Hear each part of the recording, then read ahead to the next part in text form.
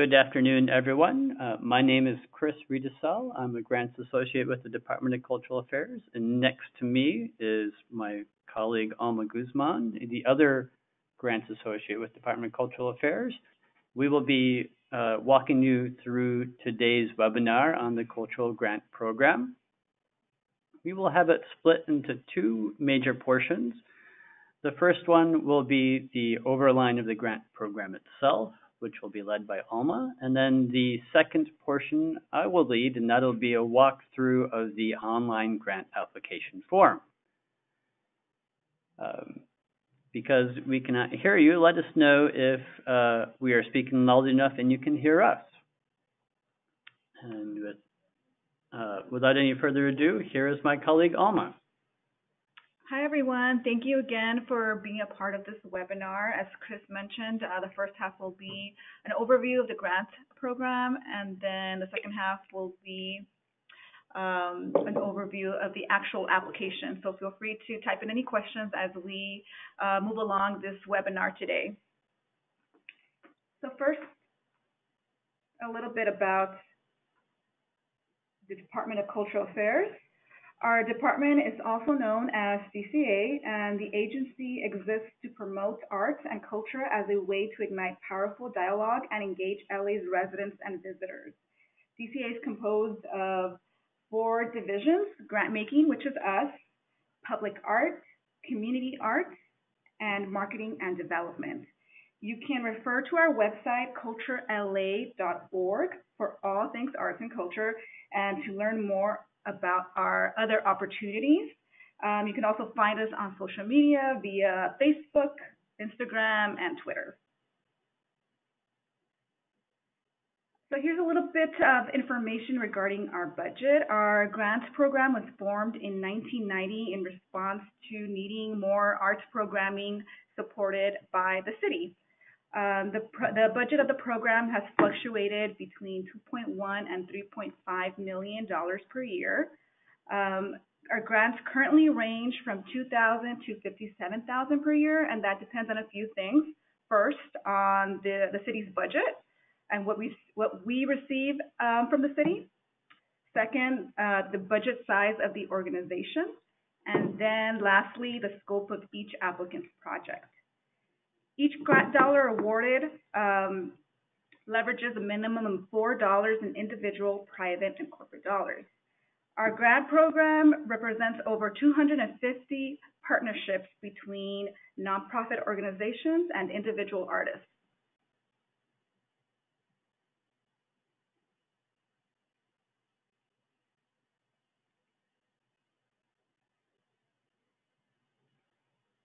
So when crafting your grant proposal, please keep the following in mind.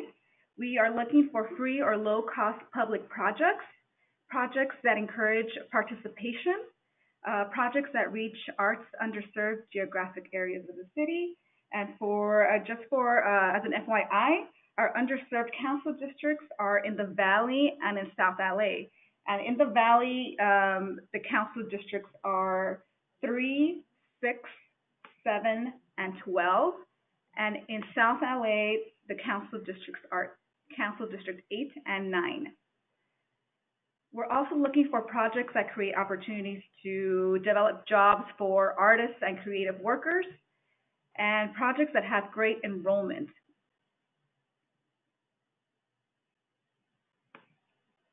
So before we get into the categories of grants, I'd like to briefly mention some of our eligibility requirements.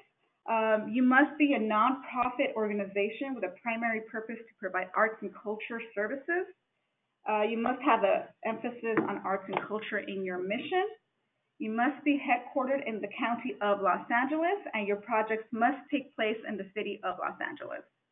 And you must have a minimum of 1 year of prior arts programming within the City of Los Angeles.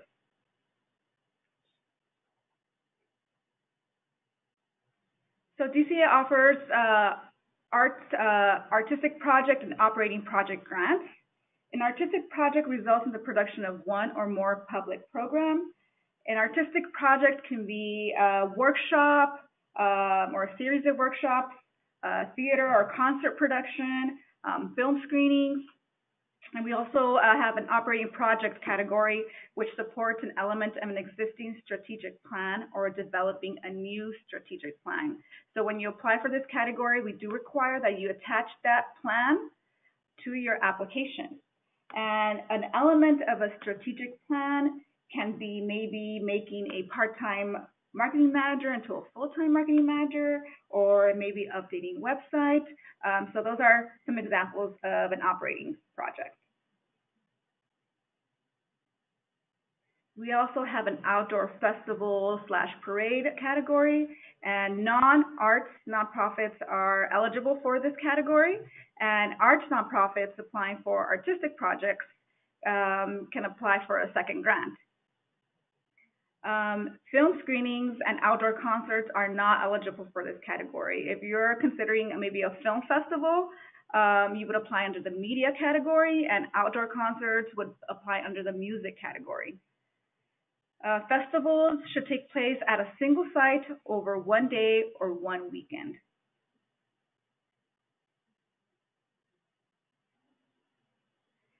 Before we get into grant amounts, please keep in mind that our organizational grants are matching grants.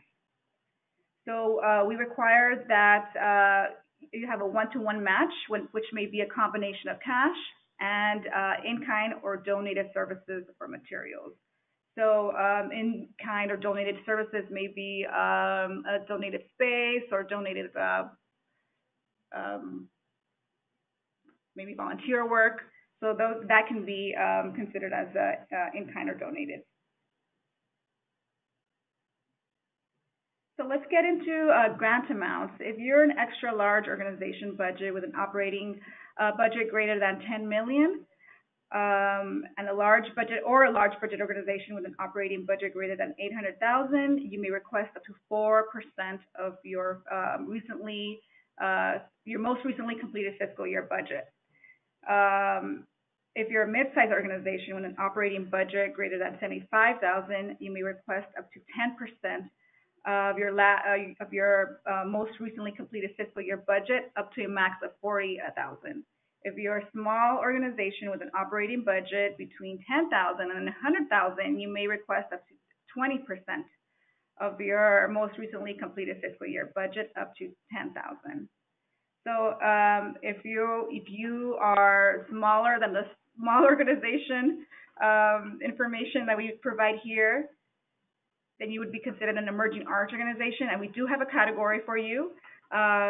If you have a budget less than 20,000, then you can still apply. You're eligible for a grant of $1,500 to $3,000. If you are considering this category, please call us so we can give you some guidance on how to apply for this category.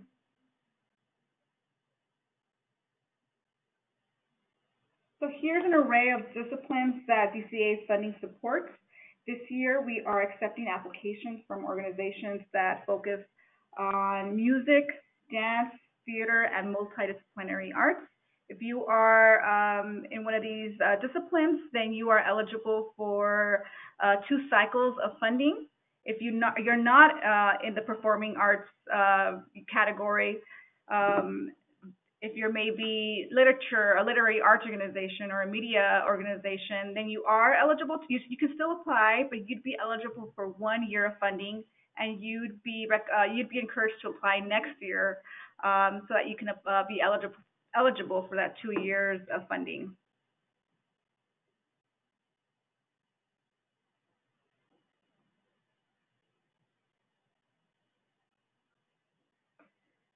So here's our timeline.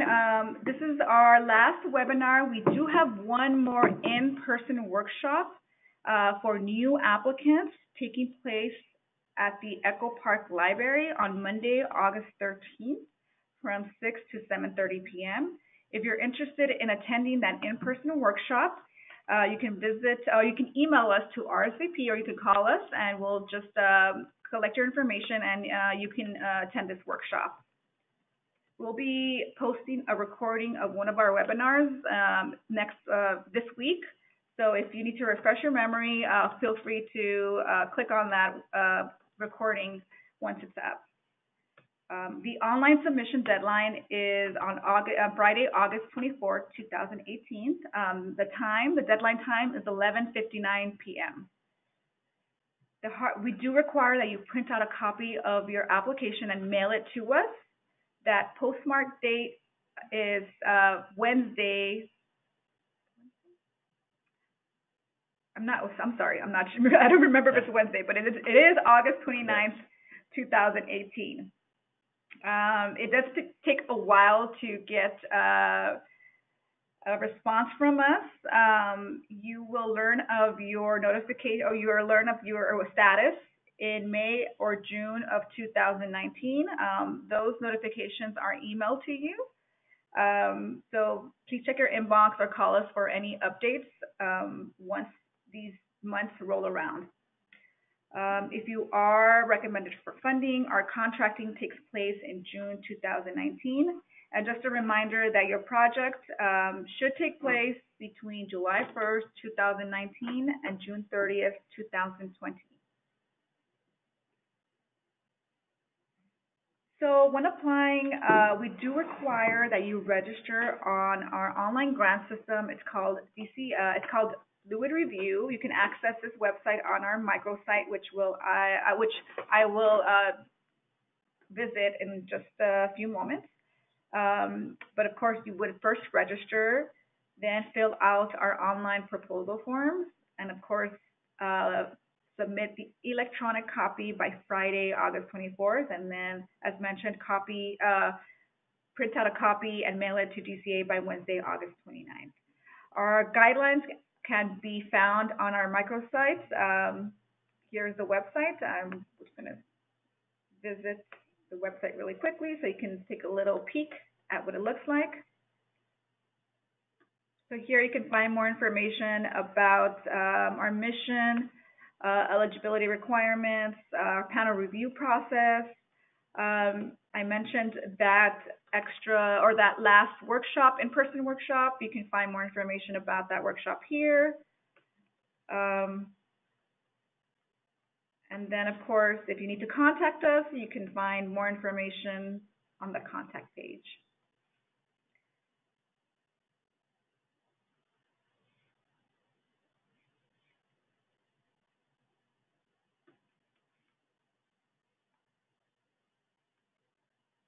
So if my colleague is ready, I'm going to go ahead and turn over the webinar to Chris so that he can walk you through the application. I will be doing that in just one moment. We had one question from Cameron. You'd asked about music festivals. Just to clarify, we just mean that a regular series of music concerts, say if you have a weekly series of outdoor concerts, does not constitute an outdoor festival by our definition. An outdoor festival is generally a 1 or 2 day event that takes place in a public space like a park or a closed off street. We've recently expanded that category to include art walks, but that's the only clear exception to our rule of a 1 day only or 2 day only event.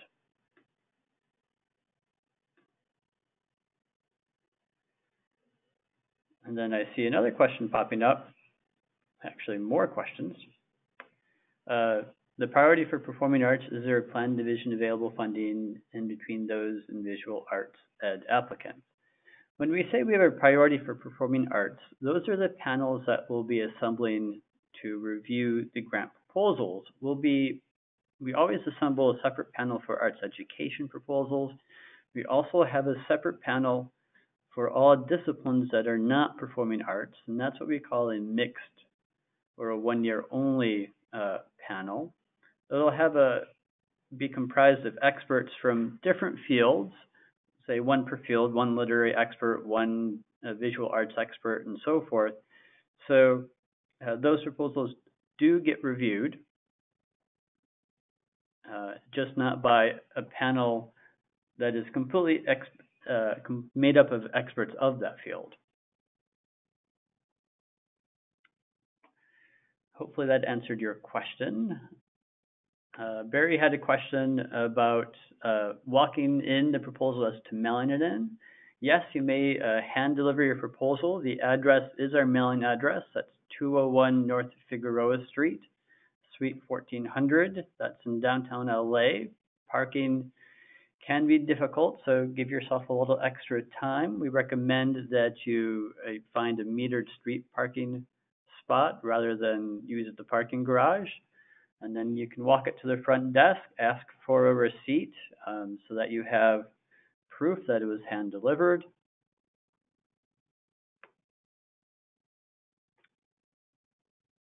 And then, let's see here. I guess there's a follow-up question about the festivals. Is this grant for short events or for reoccurring events? This grant program is for projects which may take place at one or 2 days or over a series of days. It's only the festival category that has specific guidelines as to the duration of the event. Can the arts festival be held in a parking lot that is open to the public? That is a difficult question to answer. It's generally not allowed. In some rare cases, it might be allowed. It's better if you can find a public park or close off the street instead. So if you've got further questions regarding that, give us a call and we'll speak about that. When you are classifying budgets, does in-kind funding count towards overall budget? The answer is yes. We'll be going over that shortly. And then the last question before we head on to the actual application. In terms of a strategic plan, would this include instituting a permanent program or project into the organization's permanent roster? Yes, that could be an element of a strategic plan. I would like to have more context as to the purpose of that question, but that can be talked of outside of this webinar. So hopefully we've addressed all the questions that were typed in so far. At this point, we're going to switch over to my screen.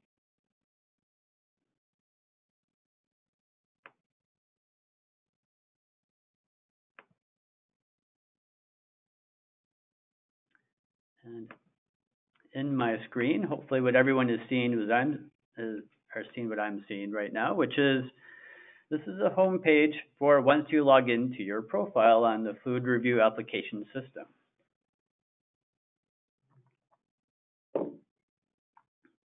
You'll see at the very top of your tasks would be profile information. Most of you should have done this already, but I just want to make one note.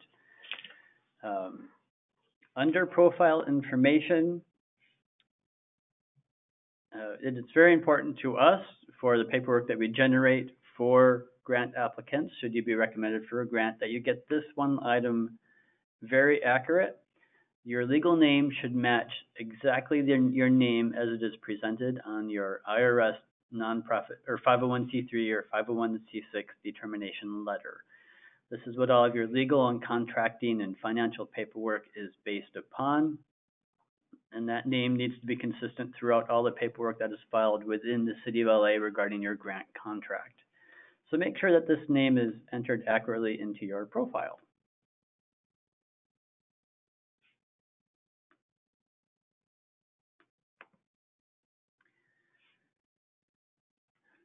So after you verified the information in your profile and updated it, you want to scroll down to your grants.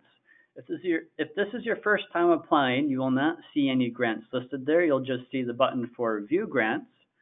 And if you click on that, it takes you to this page and where you'll be able to create submissions right here. And you can create 1 or 2 submissions depending on if you're doing a project grant or a project grant and a festival grant. So let's go back. If you have an ongoing application like I do, or a series of applications, if you've applied for a grant, if this is your second time around using the Fluid Review system, you'll see the previous grant applications that you've applied for. And you'll see if it's been awarded, you'll see it there. I'm not quite sure what you'll see if it wasn't awarded. I'll have to look into that. But if it's awarded, you'll see it there. If you accidentally click on one of those, you will see that there's nothing there for you to do. So that's not the current application. But once you create a current application or want to return to an application that you're working on, let's go to this one, which represents that. You'll see the list of tasks that need to be completed before you can submit the proposal. So brief notes about navigation in this control panel. Along the top here, you'll see some tabs.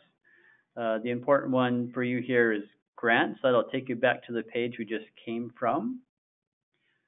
The rest of these help will actually send a question to, actually has frequently asked questions, which we don't have too many there, and it just gives our email address to send questions to. Resources, these are different forums that we made available throughout various applications. This may be adjusted over time. And then settings, this is another place where you have to make sure that you have updated information for your account. So you may want to review that if you just want to make sure that's up to date. Let's go back to our grant. So for those of you who are returning to this online application, it'll be very similar to what you've seen before. There are very few changes. Hopefully the changes we've made will make it a more intuitive, more fluid application. Let's continue with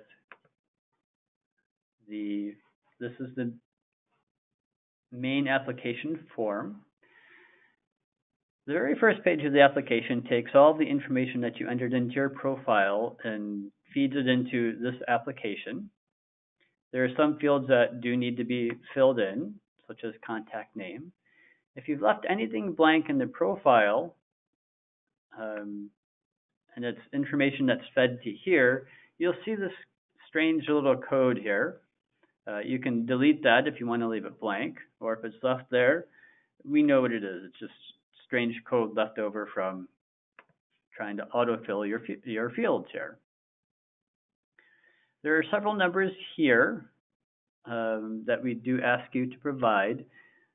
If you don't have any of these numbers, don't worry. We don't require it, but it is useful information to have. If you do get a grant contract with the City of LA, you will be required to have a City of LA BABN number and a City of LA Business Tax Registration Certificate. So at that point, once you've been recommended for a grant, you'll be required to have these numbers. But for the application, it is not required, but it is useful for us to have. So now we get into the application itself. The first question that you select is you identify what your budget size for your organization is. The next question is you identify which category that you're applying in terms of artistic discipline.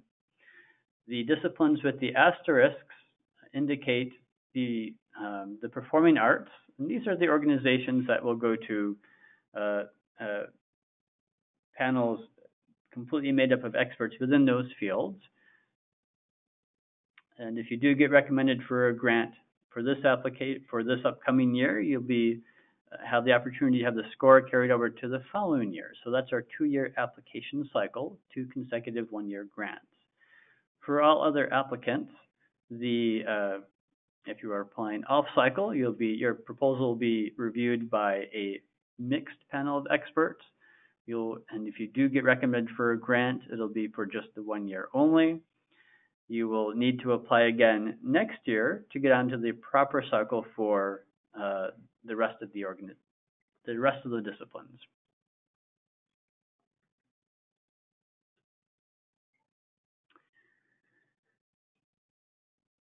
Under section D here, we ask that you enter your grant amount request here.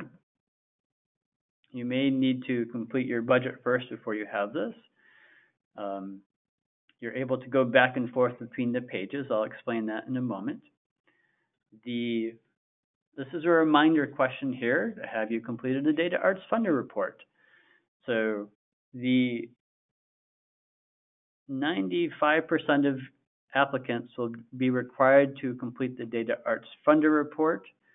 A few applicants will not be able to do that. These would be non-arts, nonprofit organizations applying for to do an outdoor festival, or perhaps an emerging arts organization which may not yet have filed the necessary IRS returns that are needed for a Data Arts Funder report. If you fall into one of these situations, then we require a financial snapshot or a financial statement instead of a Data Arts Funder report.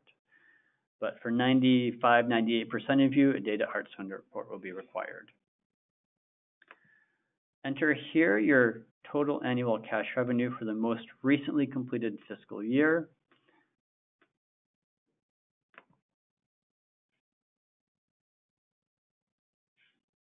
We use this number to verify the maximum grant amount for you.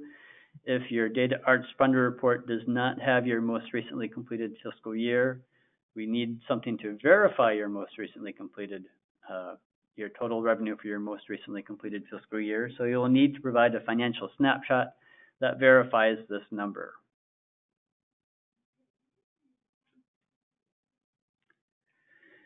The next section is we request what type of grant project are you, is your proposal for. Most will be for artistic project. We have subcategories: an arts education project. These are projects that take place in schools during school hours, and they're required to have at least one public event that takes place outside of school hours. We have a category called Business Education Advocacy for the Arts. This is for organizations that support arts organizations or artistic activity, but do not in themselves actually do artistic projects. I guess one example of this would be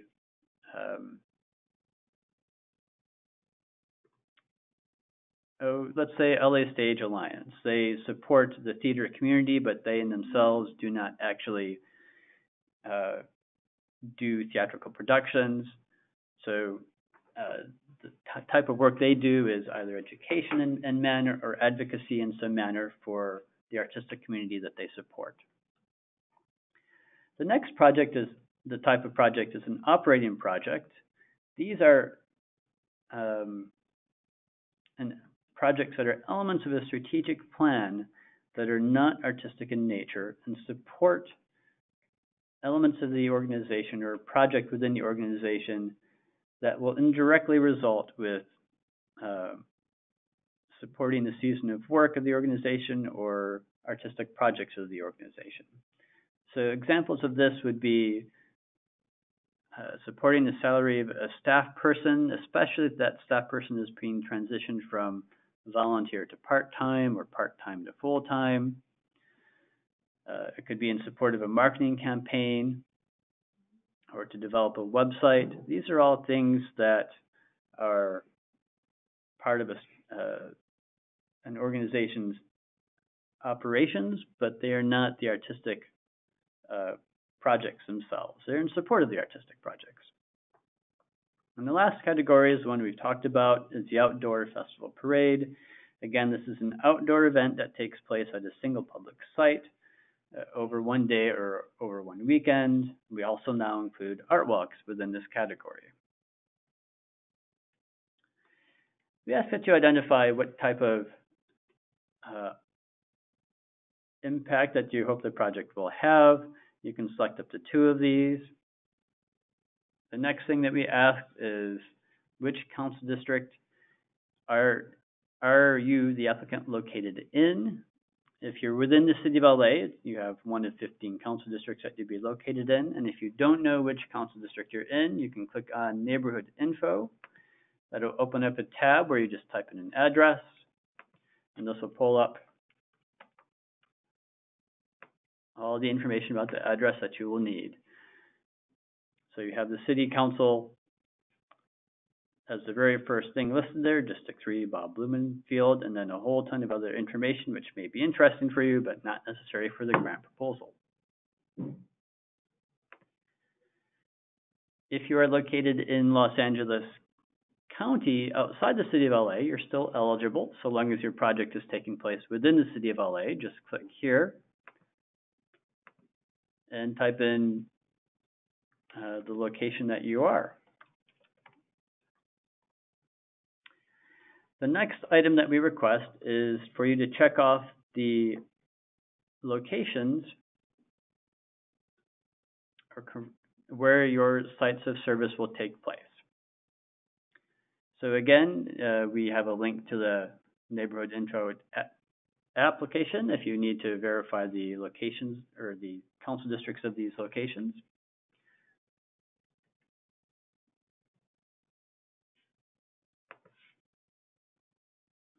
We ask for the start and end dates of your project. We also ask for a proposed impact of the services. That is to say, what is the number of participants in your project? That is, artists and administrators, and perhaps students if you're doing classes. Those are all participants.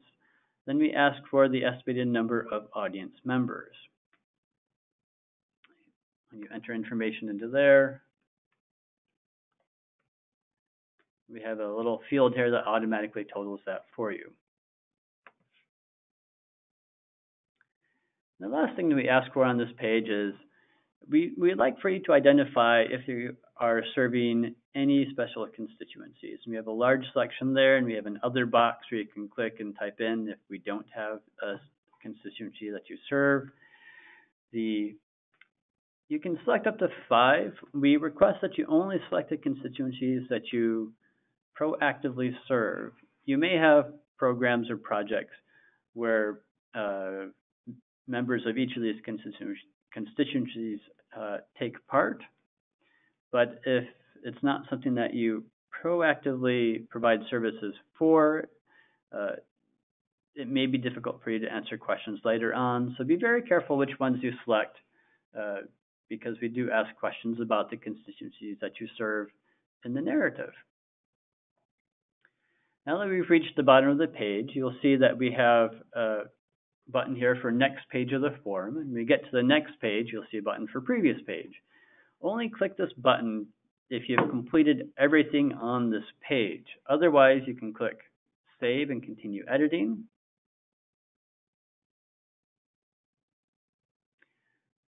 Either button will tell you which fields that you need to complete before you can go to the next page. If everything is complete and you click next page, it'll take you to the next page. But if you want to skip around and fill things out as people are wont to do, then you can skip around by using this little tool up here, the Go To tool. Right now we're on page 1. We want to go to page 2, so let's click on 2. It'll ask, are you sure? Click OK. Now we're on page 2. The second page of the application consists of the narrative, and you'll see for the first time we have starburst next to some of the questions. Starbursts indicate shared questions, or questions that are shared across many local municipal applications and some foundation applications. So if you prepared an application for, say, the LA County or another city, you'll find that we have some the same questions as some of these applications. And that's what the starburst indicates. We have character limits for each of these questions. These character limits are based on the character limits should be the same as the other municipalities that have these same questions. I think we've adopted the character limits from the county. And the character limits do not count spaces. So it's all actual characters, and no spaces are counted. The first section is enter the mission of your organization. The second section of the organization narrative, we ask for you to briefly describe the history of the organization, like a brief overview if you've been around for a while of your first many years, and then we would like to have highlights or significant changes that have taken place over the most recent 2 years. So a brief overview of your past history and the significant details of your recent history.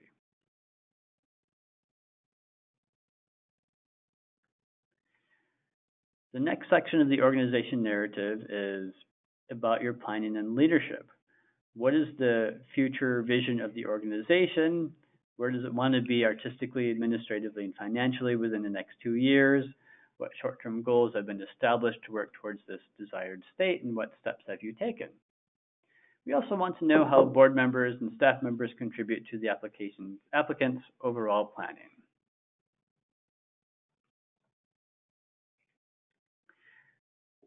The next section of the narrative is to describe the applicant's community core audience in terms of geography, age, and cultural and economic characteristics. Describe how the applicant identifies community and core audience needs, including any advisory councils, and how the applicant develops programs to meet these needs. So if you've selected special constituencies on the previous page, you really should mention them here, especially if it's a community that part of the community that you serve. And with any of these fields, once you start typing in, you'll see down here, characters entered, it has a minimum and max. So let's see here.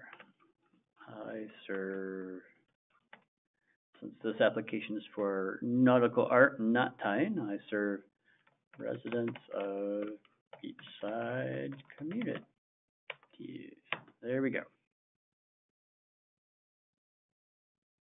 You're given a count of how many characters you've entered, so it should be easy to track if you're running out of space with your answer or not.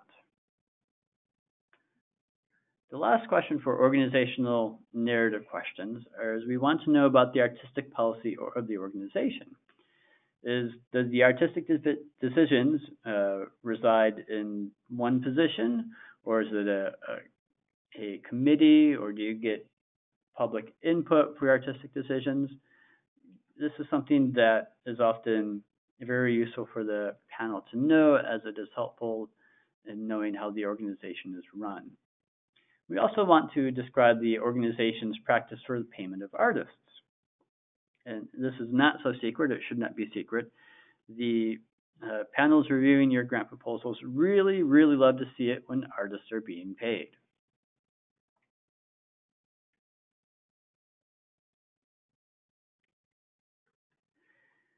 The next two questions are about the project itself that you're proposing. So this is where you get to elaborate on your project. I have seen some proposals where the project description is 1 or 2 sentences. That is not what you want to do. You want to provide as much information about your project as possible so that the people reviewing your application have no questions, or as few questions as possible, and have a total grasp of the type of project or what your project will be. So the best way to go about doing that is to put on your journalist hat and answer the basic W's. What is the project? Where the project will take place, when it will take place, how the project advances your organization's mission, and why this project is in alignment with DCA's mission and grant objectives. So say my applications for the Nautical Arts Academy, I would say, I would type in there that there'd be a series of watercolors for seascapes, series of watercolor painting sessions and training sessions for 3 months, and that after the 4th or 5th month, after there's time for framing, we will do an exhibition.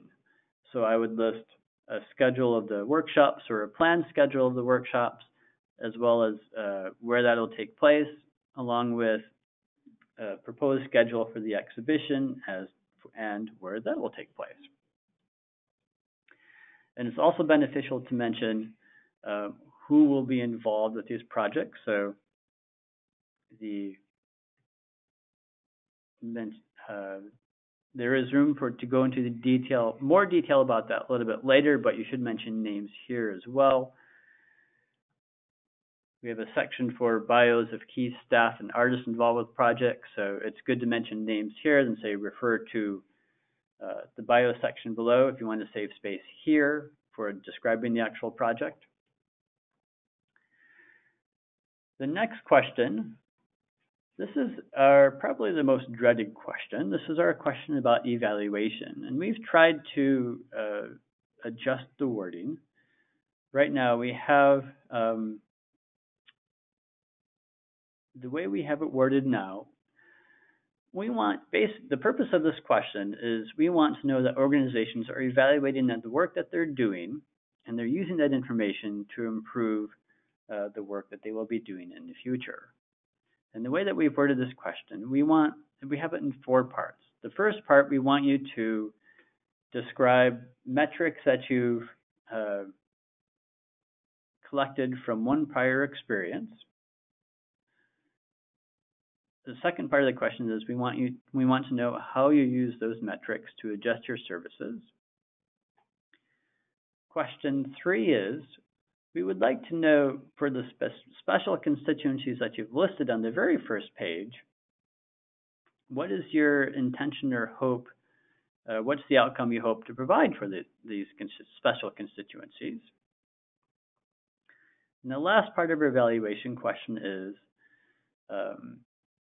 based on your project budget and divided by the number of participants, that's your cost per head ratio. Based on your cost per head ratio, how does this reflect the depth and breadth of the work that you're doing? Essentially, if you have a high cost per head ratio, we would like to know if you're able to justify that by saying it is a very deeply engaging project, or it takes a lot of resources to work with the special constituency that you are working with. Say you are doing workshops with youth in a juvenile detention center. That'll take more resources than if you were doing, say, the same series of workshops for young professionals who are coming after work or on the weekends. So the cost per head ratio, it tends to be for Department of Cultural Affairs, tends to be around no more than $20 per person. When it gets to much higher than that, that's where it becomes very important to justify the cost per head ratio. We want to know why it takes so much investment per person to make the project successful. That concludes the actual narrative. The next portion is staff and artists. We ask that you provide a brief biography for key staff and key artists involved with the project. We allow up to 10 bios here. If you're one of those rare organizations that have a lot more than that, you may attach additional lists of staff and artists in your supplemental items, and it will not count against the number of supplemental items that you're limited to. So as with the narrative, we do have a character limit at 750 characters. And as with the narrative, you are provided with a little tool here that keeps track of how many characters you are entering.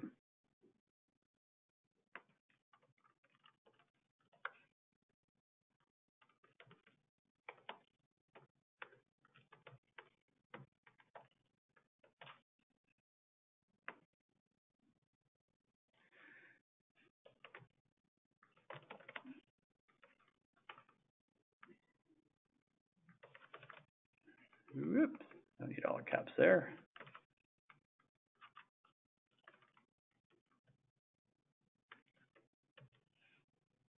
Obviously, this is whimsical. We prefer that you are enter the staff and bios of living people actually working on the project. But this hopefully gives you the idea. So after you complete the bios, key staff and artists, this completes the second page of the application. Since the data is not complete here, so you start out with 5 bios. If you want to enter more, you click yes, and that'll bring up the other 5 bios. Whoop, do yes there.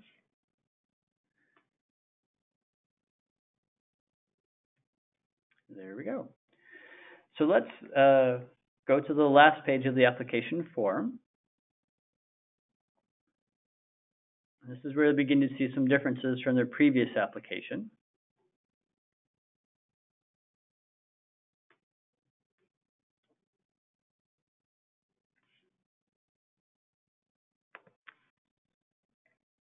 As with previous applications, this page contains the budget for the proposed project. So we have a list of line items for income and expenses. We ask that you provide a dollar amount, and this is for the project only, not for the organization. We want to know how much it'll cost for the organization to carry out the project that it wants support for, and we want to know where the income is coming from to support that project.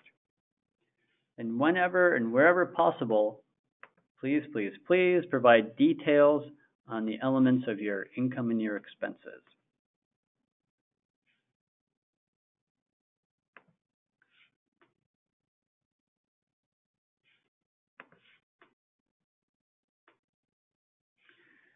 So we have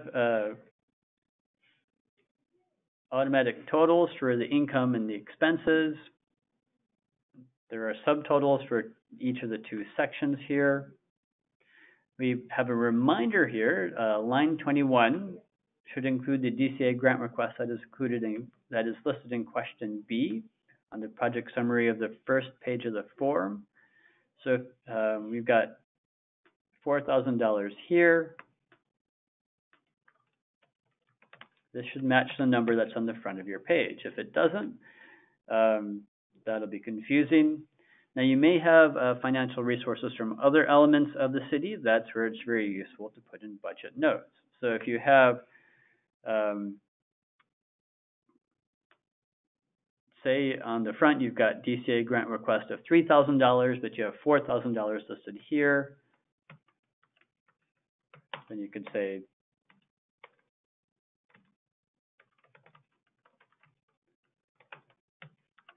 split it up like this so we know why there's a difference between this line item and your DCA grant request on the front page. So here's the grand total of the income. We do provide an additional box for you to provide additional information about sources of revenue. Those little lines may not have enough space for you to enter information, so that's what this additional box is for. The next section is the expenses, and as with the income, we have a column for the number, dollar amounts, and then budget notes. As always, the more notes, the better. The fewer questions that a panel has after reviewing your budget, always the better. And it is beneficial to list which line items that you plan on having DCA funding allocated for. We always like to see DCA funding be used to pay for artists, pay for the promotion of your event, whether it's marketing or advertising, pay for technical support for your event. Those are things that panels like to see public funding paying for. And here's the grand total for the expenses. The grand total for the expenses should match the grand total of the income. As I mentioned before, we want to know how much the project will cost. If it costs $50,000, we want to know where that $50,000, where the revenue is coming from to pay for that. And the very last question of the application, this is where you determine your cost per head ratio. Say your grand total expenses is $50,000. Then you divide that by the number of proposed participants, that is the audience members plus artists, and any other people involved in the project, whether you have students or administrators, and that's your cost per head ratio.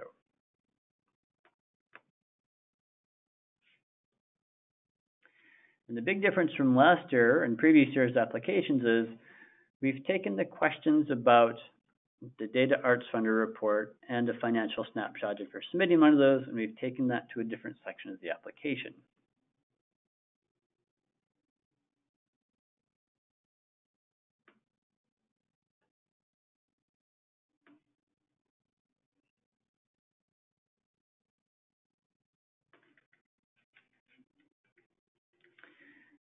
Now at the top, I haven't pointed this out before, but there is a back button.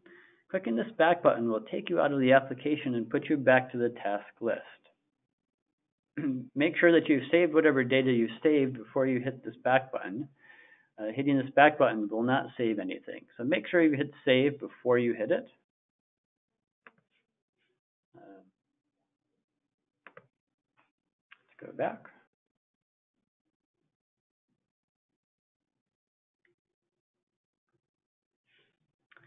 I'm just going to point out that we do have a PDF version of the application form here. So if you want to print that up and have something to jot notes on before you start playing around with the actual online application, you can download it here. The next section we have is for the Data Arts Funder report.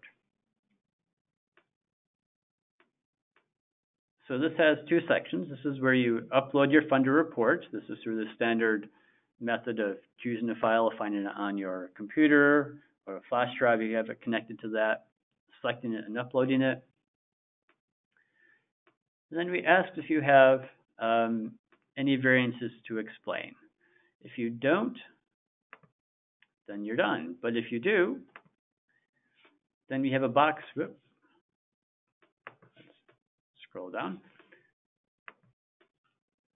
So if you have a box down here, this is the box where you explain all of your variances in your Data Arts Funder report. And by variances, we mean differences of 25% or more from one year to the next in any expense line items or income line items, or even in programming numbers, like number of programs or number of attendees.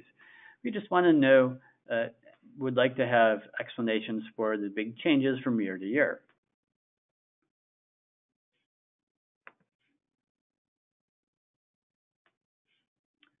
Go back. The next section is a financial snapshot. It is exactly the same, except instead of uploading a Data Arts Funder report, this is where you upload a financial snapshot. Now, we would ask that you upload a financial snapshot if your Data Arts Funder report doesn't have, if the newest year in your Data Arts Funder report is 2016 or earlier, then you need to upload a financial snapshot. Once you've uploaded something, you'll see this type of information. You can, if you want to upload a different file, you would check this box here. Let me see if I can. Yeah. You would click delete, then you would click save and exit or save and continue editing. That'll delete the file, then you have to upload the new file.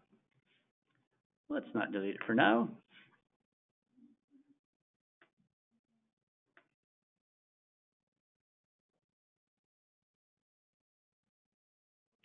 And as with the Data Arts Funder report, looks like we'll have, okay, I'm going to have to change this wording here, but that's for the financial snapshot report explanation. That is where you describe any variances in your financial snapshot. If your financial snapshot shows big differences between it and the Data Arts Funder report, or if it has more than 1 year, there's big differences between 2 consecutive years that are mentioned in the financial snapshot.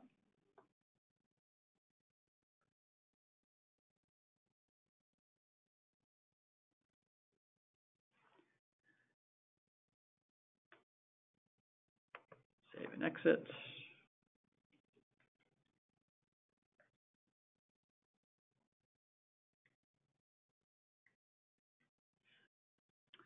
The next thing that we ask for you to do is upload your IRS designation letter.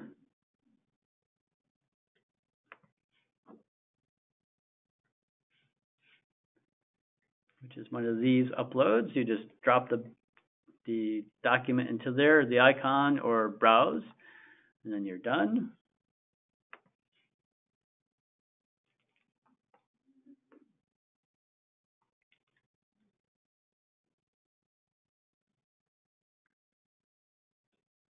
The next thing that we ask is for you to upload your board member list.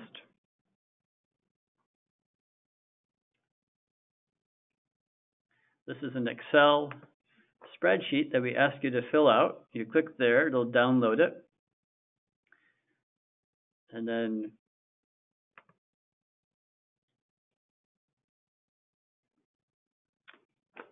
this is what it looks like. So you enter in your officers and the other board members. We ask for their name, where they reside, where they primarily work, what their professional affiliation is. And by this we mean, are they an attorney? Are they a custodian? Are they a archival book expert? Or are they an accountant? Whatever their profession, what they do for a living. Then we ask for the number of years that they've served on the panel. Once you've completed this form, you can just save it and then upload it. The next section is host venue forms. Again, this is a form that we have here that you download. You have this signed by your host venue. If you are your own venue, then you fill out the form yourself and sign it yourself. And this is the host venue form.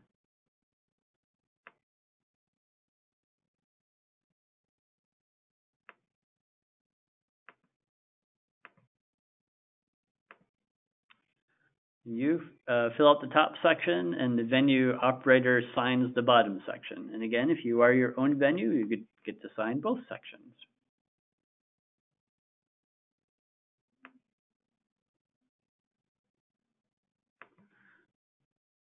And there's no limit to the number of host venue forms you can upload here. But the number of host venue forms should match the number of council districts that you've selected that you'll be doing services in.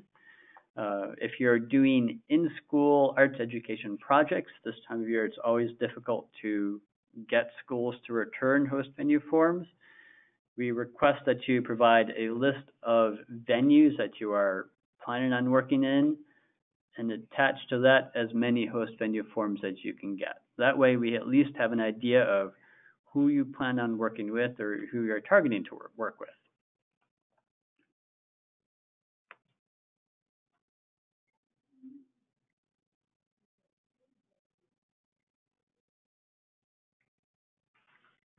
After the host venue form, this is where you get to do your artistic work samples. And this is different from last year.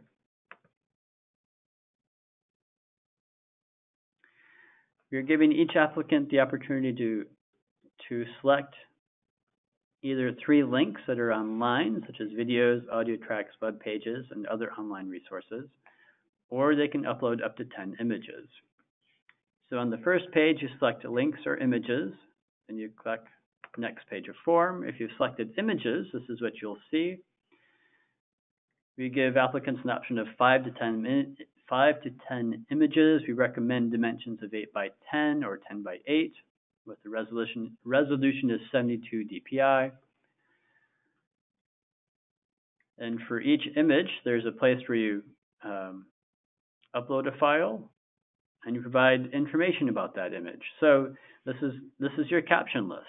So you have your image here and your caption here. And you do that for each of your images.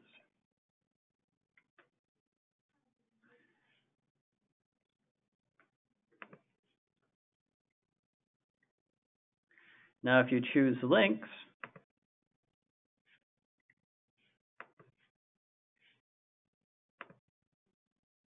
Oh, it's not letting me choose links because I've already entered image information.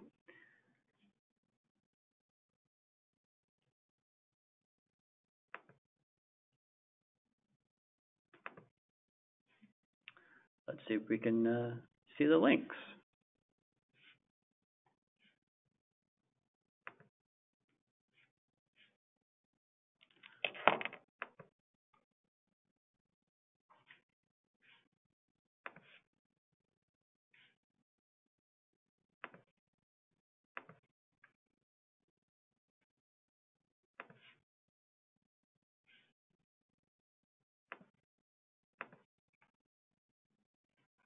Okay, so we've deleted them and we've deleted the captions.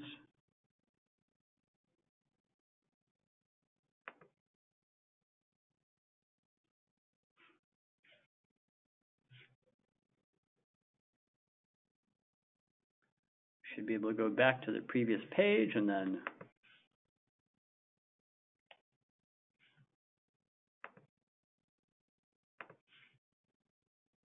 there we go. These are the links page. We ask how many do you want to do, 1, 2, or 3. Let's say 2. You would put the first link here and you describe what will be found at this first link. If you're linking to a video, as a reminder, our panels tend to watch no more than 5 minutes of a video. Please direct them to which section of the video you'd like them to see if it's longer than 5 minutes. And so you put the second link here and description of the second link right here. Hopefully it's much more straightforward than it has been in previous years with the artistic documentation.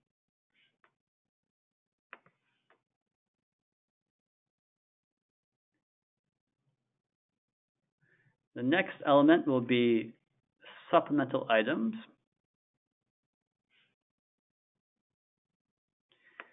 This is similar to the artistic documentation in that you select the file that you want to upload and then you describe it. And you can upload up to 4 items.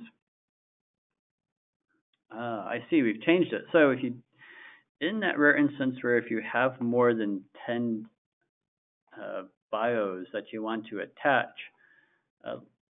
let us know. You'll have to probably email those outside of your application in that rare exception.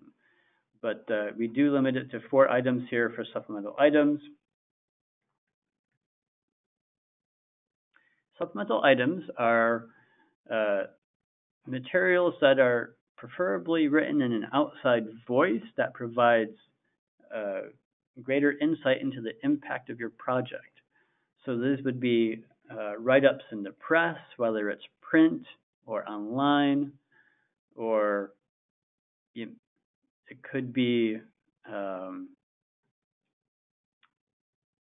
testimonials from participants in your program for youth or parents or family members. It could be letters of recommendation. The strongest supplemental items are these items that provide outside voices that tell your reviewers how amazing your project is or how amazing the work is.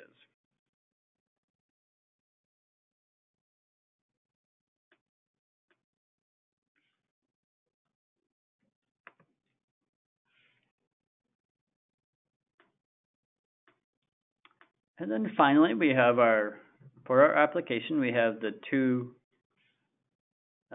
surveys that we always have. And don't be confused by, that is actually not the correct year. Don't be confused by that. That's just the time when we revised the narrative. But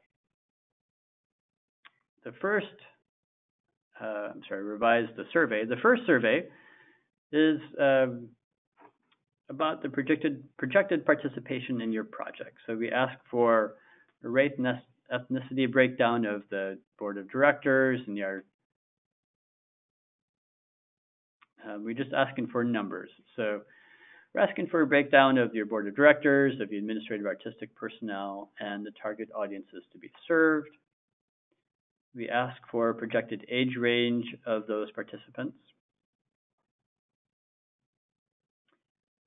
Question 2B, this is only if you're doing a project that is broadcast or distributed publication. Otherwise, you can ignore this question.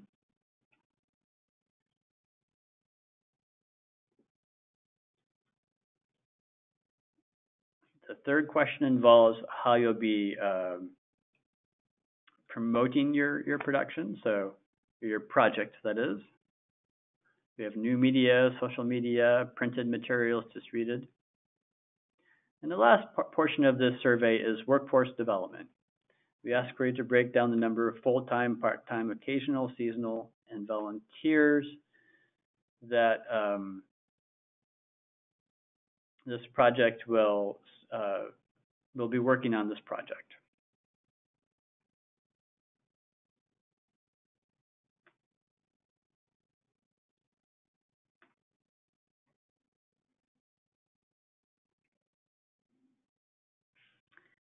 And the very last question, not last question, but the very last element of this proposal is the process evaluation. This is where you get to sound off on the process. If there are areas that need improvement, this is where you tell us. If there are areas where you thought we were doing well, we like to hear that just as much. But this evaluation and the previous one are not seen by the reviewers reviewing your proposal or scoring your proposal. So be honest as you can with these two proposals. So these two surveys, they will only be seen by DCA staff. The first survey is used for research, and the second survey is used to improve our grant process system.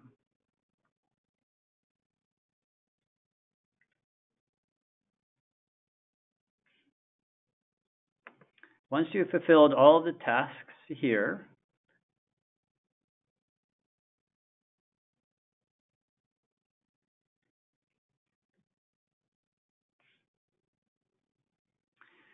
this red button will change to, I think it says prerequisites are now met, or something like that, but it will change from red to another color.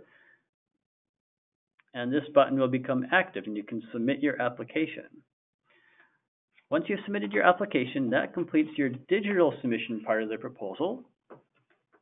You will get a confirmation email with instructions to download and print up a PDF version of your proposal. These same instructions are listed in the microsite that Alma went over under the Applying tab, Applying and Submission.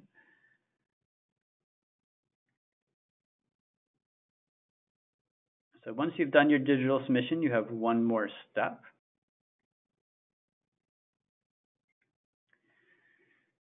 And that is to print up a PDF version of this document that is found. And the way to do that is to click on Download Submission right here. That'll download a zipped file that'll contain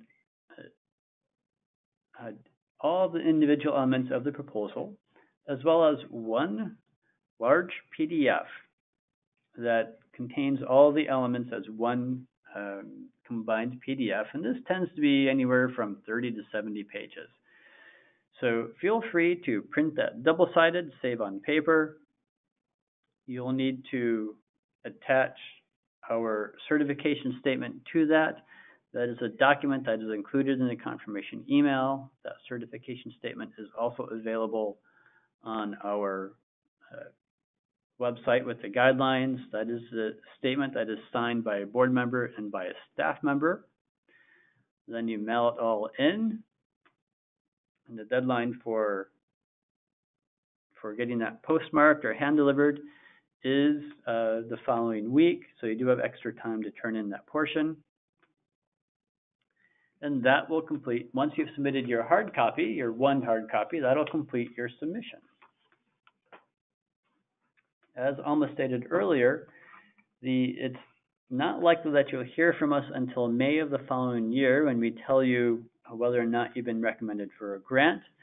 If we do get in contact with you prior to then, it's because we've audited your proposal and we need clarification on elements of your proposal, or we feel an item is missing.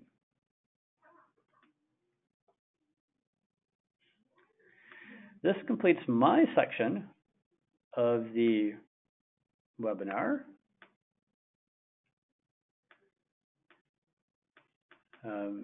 At this point, we will just wrap up questions that have not yet been answered, and we do have 10 to 15 minutes more for any additional questions if there are any.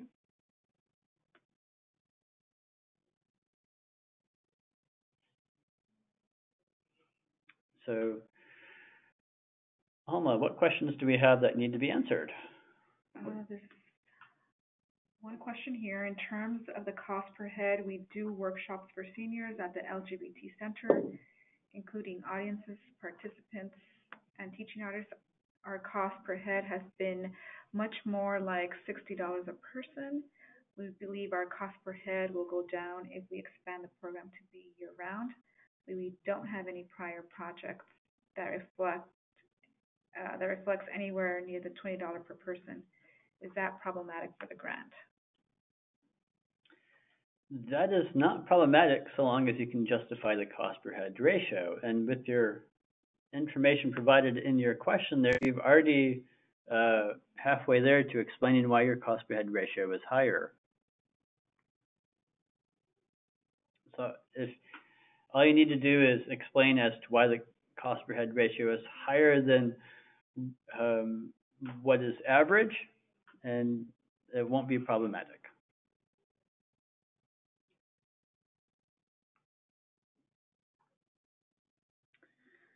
So do we have any more questions from our attendees?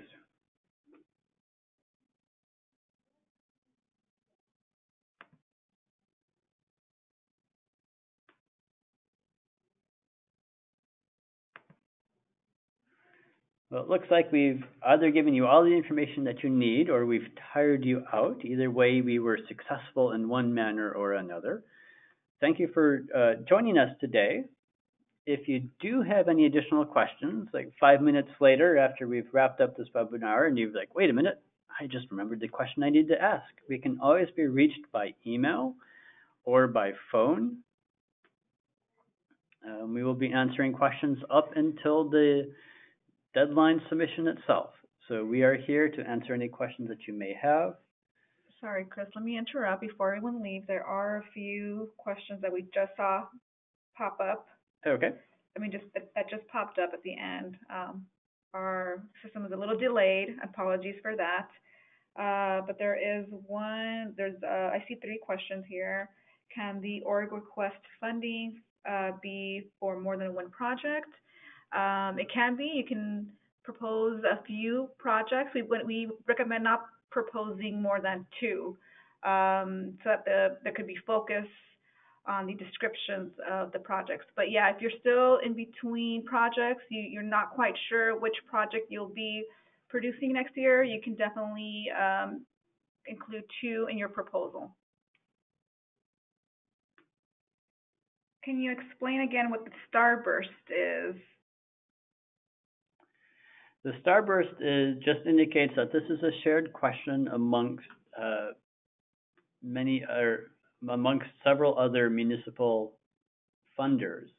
City of Culver City, Pasadena, West Hollywood, Santa Monica, they all have similar applications, and the starburst indicates that is a question that is shared amongst all of those applications.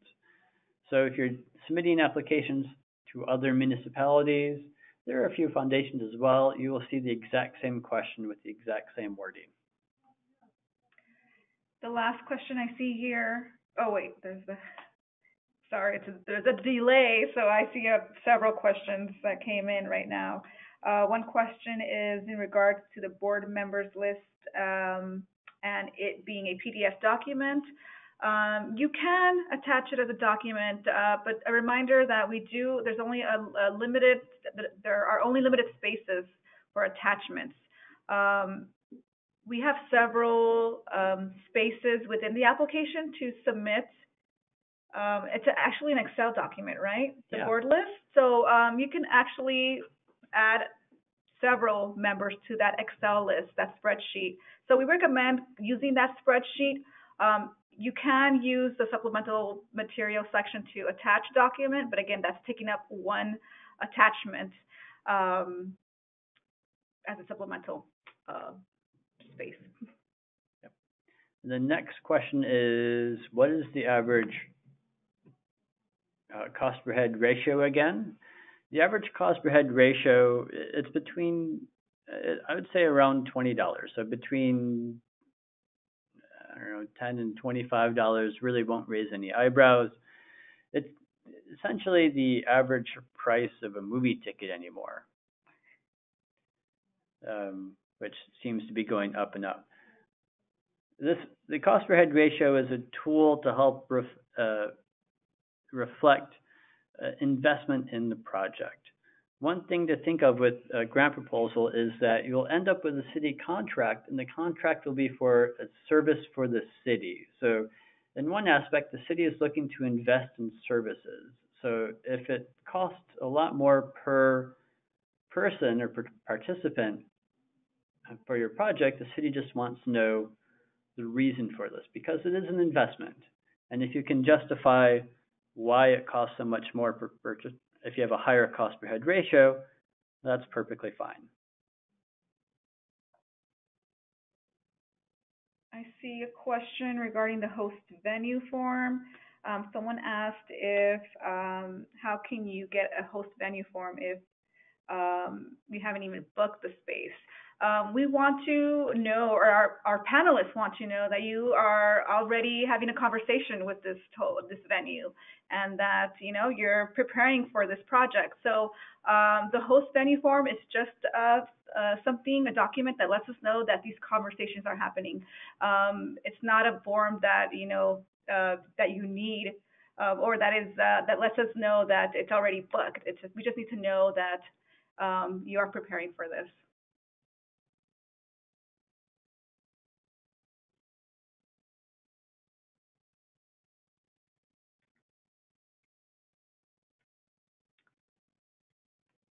All right, I think we've answered all of the questions now. Thanks again for giving us your time today. If you have any other questions or thoughts, or need any sort of assistance after today, feel free to give us a call or to send us an email. So, take care.